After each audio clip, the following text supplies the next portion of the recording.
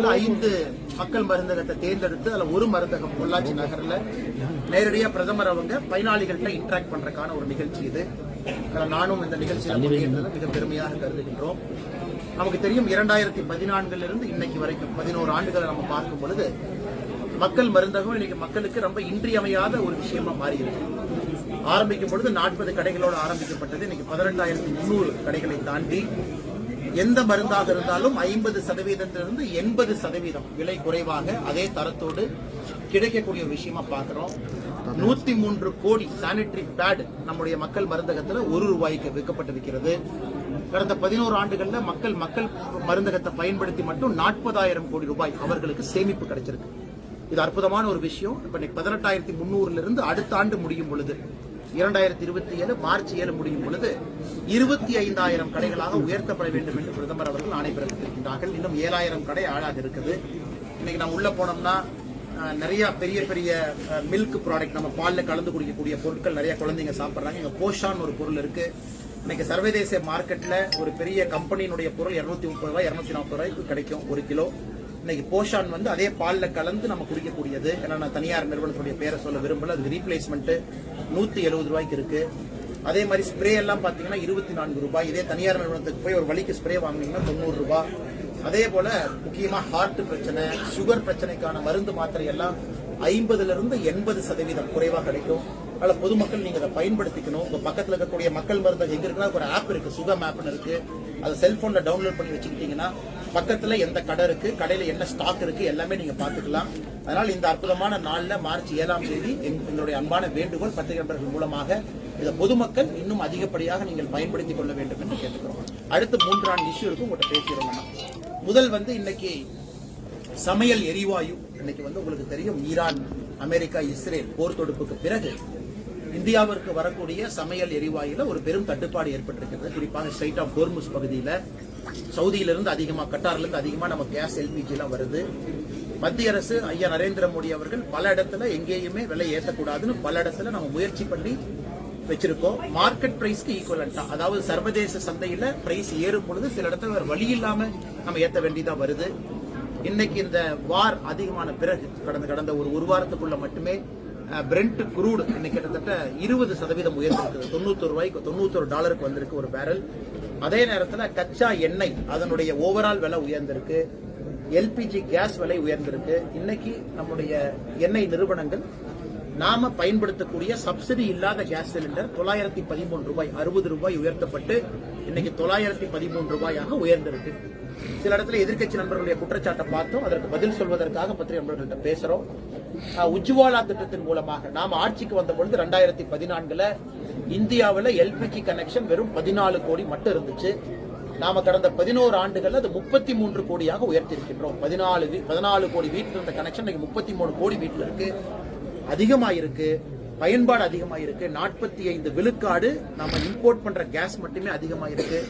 அதையெல்லாம் கருத்துல கொண்டு பிரதமர் அவர்கள் சீரிய முயற்சினால மேக்சிமம் பிரைஸை கண்ட்ரோல்ல வச்சிருந்தாங்க. இன்னைக்கு சில காரணங்கள் நம் கையில் இருக்கக்கூடிய காரணங்கள் கிடையாது, இன்டர்நேஷனல் ரீசன்ஸ். இன்னைக்கு 913 சப்சிடி இல்லாத சிலிண்டரும், சப்சிடி இருக்கக்கூடிய சிலிண்டர் 613, ₹300 குறைவு. உஜ்வாலா திட்டத்துல 10 கோடி சகோதரிகள் உஜ்வாலா திட்டத்துல சிலிண்டர் வாங்கியிருக்காங்க. அவங்களுக்கு அந்த சப்சிடி தொடரும். 12 சிலிண்டருக்கு ₹300 மத்திய அரசு சப்சிடி கொடுக்கறாங்க. அதையும் பத்திரிகை நண்பர்களுக்கு இந்த நேரத்தில் சொல்ல கடமைப்பட்டிருக்கின்றோம். அதே நேரத்தில் முதலமைச்சர் ஐயா ஸ்டாலின் அவர்களுக்கு தேர்தல் வாக்குறுதி 503ல ஒரு சிலிண்டருக்கு ₹100 மானியம் கொடுப்பதா சொன்னீங்க. இது கொடுக்க வேண்டிய நேரம் இது. இன்டர்நேஷனல் லெவல்ல பிரைஸ் உயருது. வார் எத்தனை நாளைக்கு இருக்குன்னு நமக்கு தெரியாது. ஏன்னா 2-3 மாசத்துக்கு போலாம். அதனால நம்முடைய பொதுமக்களுக்கு கண்டிப்பா தொந்தரவு ஏற்படும். அதனால முதலமைச்சர் ஐயா அவர்கள் 503வது தேர்தல் வாக்குறுதியின்படி நீங்க 2021 சொன்னீங்க. இதுவரைக்கும் LPG சிலிண்டருக்கு மானியம் கொடுக்கல. நாம ₹300 மானியம் 10 கோடி பேருக்கு மோடி ஐயா கொடுக்கறாங்க. அதனால உடனடியாக தமிழகத்துல LPG சிலிண்டர் வச்சிருக்கிறவங்க எல்லாத்துக்குமே ₹100 மானியத்தை நீங்க உடனடியா கொடுக்கணும் அப்படிங்கிற வேண்டுகோளையும் பாரதிய ஜனதா கட்சி சார்பாக இந்த நேரத்தில் வைக்கிறோம். இரண்டாவது, நேற்று நம்முடைய குடிமை பணி சிவில் சர்வீசஸ் தேர்வுகளுடைய முடிவுகள் வந்திருக்கு. ரொம்ப மகிழ்ச்சி. 10 ஆண்டுகள் கழித்து தமிழகத்தில் நம்முடைய சகோதரன் சகோதரி 2 பேரு டாப் 10ல வந்திருக்கிறாங்க. 2ஆம் ரேங்க் ஒருத்தர் ஆல் இந்தியால, மதுரையை சார்ந்த சகோதரி ஒருத்தவங்க. ரேங்க் 7 தமிழ்நாடு வந்திருக்கோங்க. ரேங்க் 18 கோயம்புத்தூரை சார்ந்த ஒரு சகோதரி வந்திருக்கிறாங்க. மொத்தமா மொத்தமா வந்திருக்கக்கூடிய 900 செலெக்ஷன்ல தமிழ்நாட்டில் இந்த முறை 60 செலெக்ஷன் வந்திருக்கு. அது ரொம்ப மகிழ்ச்சிகரமான ஒரு விஷயம். அதனால இந்த நேரத்தில் இந்த குடிமைப்பணி தேர்வுல தேர்வாகி இருக்கக்கூடிய எல்லா தமிழகத்தை சார்ந்த அன்பு சகோதர சகோதரிகளுக்கும் எங்களுடைய மனப்பூர்வமான வாழ்த்துக்களை தெரிவிச்சுக்கிறோம். அதே நேரத்தில் மாநில அரசை பொறுத்தவரை இன்னைக்கு காலையில பேப்பரை திறந்தீங்கன்னா ஃபர்ஸ்ட் பேஜ்ல முதலமைச்சர் ஐயா ஸ்டாலின் ஐயா அவங்க ஒரு பெரிய ஆடு கொடுத்துருக்காங்க. ஏதோ ஐயாவே போய் எக்ஸாம் சென்டர்ல போய் அவரே பேனா எடுத்து அவரே மையூத்தி அவரே எக்ஸாம் எழுதுனாலதான் 56 பேர் 60 பேர்ல பாஸ் ஆன மாதிரி. ஏன்னா ஒரு இடத்துல நாங்க முதலமைச்சர் அவர்களுக்கு ஒரு இடத்துல பாராட்ட சொல்றோம், ஒரு இடத்துல குற்றச்சாட்டு வைக்கிறோம். பாராட்டு என்னன்னா முதலமைச்சர் அவர்கள் வந்த பிறகு ஒரு நல்ல விஷயத்த பண்ணிருக்காங்க. அதாவது பிரிலிம்ஸ் எக்ஸாமுக்கு யாராவது ப்ரிப்பேர் பண்றாங்கன்னா மாதம் 7,500 ரூபாய் 10 மாசம், நல்ல விஷயம், கண்டிப்பா பாராட்டணும். அதே போல மெயின்ஸ் பரீட்சைக்கு 25,000 ரூபாய், நல்ல விஷயம், அதுவும் பாராட்டணும். இன்டர்வியூக்கு செலக்ட் ஆகினாங்கன்னா 50,000 ரூபாய், அதுவும் பாராட்டணும். அப்ப இந்த குழந்தைகள் எல்லாமே வேறு வேறு கோச்சிங் இன்ஸ்டிடியூட்ல படிக்கக்கூடிய குழந்தைகளுக்கு கண்டிப்பா அந்த பணம் வந்து பயன்படும். அதே நேரத்தில் 60 பேர்ல 56 பேர்னா வேற வேற இடத்துல படிக்கிறவங்க இந்த பண உதவி வாங்கியிருக்கிறாங்க. முதலமைச்சர் அவர்களை பொறுத்தவரை ஊக்குவிங்க, நிறைய பேர்த்த எழுத வைங்க. கர்நாடகா மாநிலத்தில் 1 லட்சம் ரூபாய், வேற வேற மாநிலத்தில் நிறைய பணம் கொடுக்குறாங்க. அதனால அரசு குழந்தைகளுக்கு இன்னும் ஊக்கத்தொகை கொடுங்க, நிறைய பேருக்கு சிவில் சர்வீஸ் எழுத வைங்க. குறிப்பா நமக்கு பட்டியலின சகோதர சகோதரிகள் நிறைய பேர் கவர்மெண்ட் சர்வீஸ்க்குள்ள பிற்படுத்தப்பட்ட சமுதாயத்திலிருந்து நிறைய வரணும், அவங்கள கொண்டு வரக்கான முயற்சி எடுங்க. அதனால் எல்லாமே ஒரு அட்வர்டைஸ்மெண்ட் அப்படின்னு பார்க்காம இது அரசனுடைய கடமை. அரசு நிதியுதவி செஞ்சதுக்கு பாராட்டுகள், வாழ்த்துக்கள், நிறைய பேருக்கு கொடுத்திருக்கிறீங்க, அதை இன்னும் அதிகப்படுத்துங்க. எல்லாமே ஒரு அட்வர்டைஸ்மெண்டா ஏதோ அரசு உங்களாலதான் செஞ்சோம், அந்தந்த குழந்தைகளுக்கு திறமை இருக்கு, தகுதி இருக்கு, அரசு ஊக்குவிச்சது ஒரு காரணம், பல காரணம் இருக்கு. அதனால மக்களுடைய வரிப்பணத்துல இவ்வளவு செலவு பண்ணி கோடிக்கணக்கான வரிப்பணத்தை செலவு பண்ணி முதல் பேஜ்ல அட்வர்டைஸ்மெண்டா மட்டும் முதலமைச்சர் போட்டு இருக்கிறாங்க. அதையும் நாங்கள் இந்த நேரத்தில் கண்டிக்கின்றோம். அடுத்தது மூன்றாவதாக ஒரு விஷயம், கர்நாடகால காங்கிரஸ் அரசு திரு சித்தராமையா அவர்கள் முதலமைச்சர் அவர்கள் இன்னைக்கு மேகதாது அணைக்கான டீடைல்டு ப்ராஜெக்ட் ரிப்போர்ட் அதை தயார் பண்ணுவதாக சட்டமன்றத்தில் அறிவிச்சிட்டாங்க. எப்ப அறிவிச்சிருக்கிறாங்க? திராவிட முன்னேற்ற கழகத்திற்கும் காங்கிரசுக்கும் கூட்டணி உறுதியான பிறகு அடுத்த நாள் சொல்றாங்க. அப்படி இருக்கும் பொழுது இவர்களுக்குள்ள மறைமுகமாக ஏதோ பேச்சுவார்த்தை நடந்தது போல் தெரிகிறது.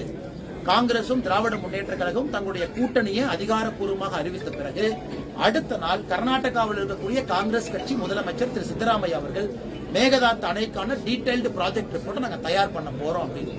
அதனால அறிவித்த நேரம் தப்பு, அறிவிச்ச முறை தப்பு, அறிவிச்சதே தப்பு. தமிழ்நாடை பொறுத்தவரை ஒரே வார்த்தையில சொல்றோம், மேகதாது அணையை கட்டக்கூடாது என்று சொல்லுகின்றோம். காரணம் டெல்டா பகுதியினுடைய விவசாய பெருமக்களுக்கு பெரும் பிரச்சனை. ஆனா முதலமைச்சர் அவர்கள் இதுவரை கண்டிக்காத எங்களுக்கு பெரிய வருத்தத்தை கொடுத்தார். இதுவரை கண்டிக்கல, இதுவரைக்கும் பேசல. முதலமைச்சர் அவர்கள் வேணும்னே காங்கிரஸ் தன்னோடு கூட்டணியில் இருக்க வேண்டும் என்பதற்காக தமிழகத்தினுடைய டெல்டா பகுதியினுடைய விவசாய நலனை அடமானம் வைத்து விட்டாரா என்கின்ற எண்ணம் நமக்கு ஏற்பட்டிருக்கிறது. அதையும் இந்த நேரத்தில் பாரதிய ஜனதா கட்சி வன்மையா கண்டிக்கிறோம். முதலமைச்சர் இதுவரைக்கும் பேசல. பத்திரிகை நண்பர்கள், நீங்க முதலமைச்சரை கேள்வி கேட்கணும்.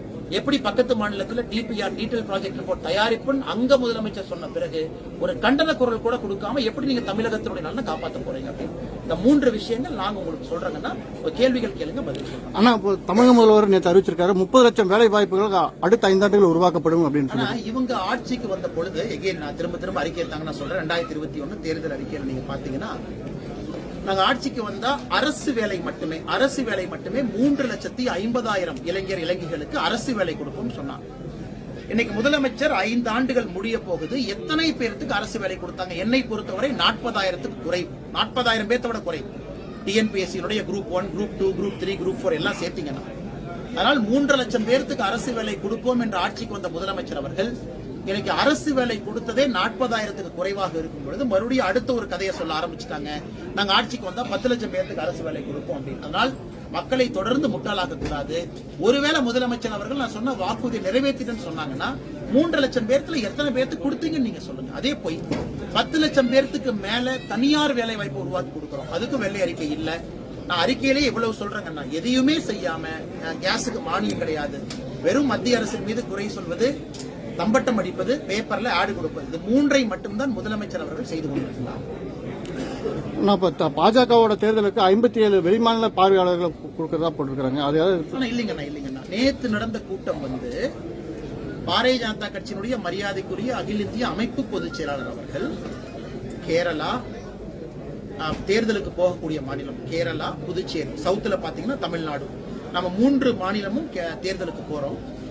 ஒரு மாநிலத்திற்கும் ஒரு தேர்தல் குழுவை போட்டிருக்காங்க. உதாரணத்துக்கு எங்களுடைய தலைவர் மரியாதைக்குரிய அண்ணன் நயினார் நாகேந்திரன் அவர்கள் தமிழகத்திற்கு ஒரு தேர்தல் குழுவை போட்டிருக்காங்க. அதற்கு தலைவர் அண்ணன் பொன் ராதாகிருஷ்ணன் ஐயா அவர்கள். அதுபோல கேரளாவில் ஒரு குழு, புதுச்சேரிக்கு ஒரு குழு. இந்த குழுவினுடைய மீட்டிங் சென்னையில் நடந்துச்சு.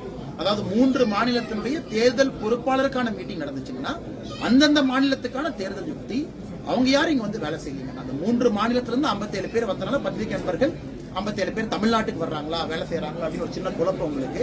இது 3 மாநிலத்துக்கான தேர்தல் வியூக கூட்டம் நேற்று சென்னையில் நடந்துச்சு. காமனா ஒரு இடத்துல நடத்துவதற்காக சென்னையில் நடத்திருக்காங்க.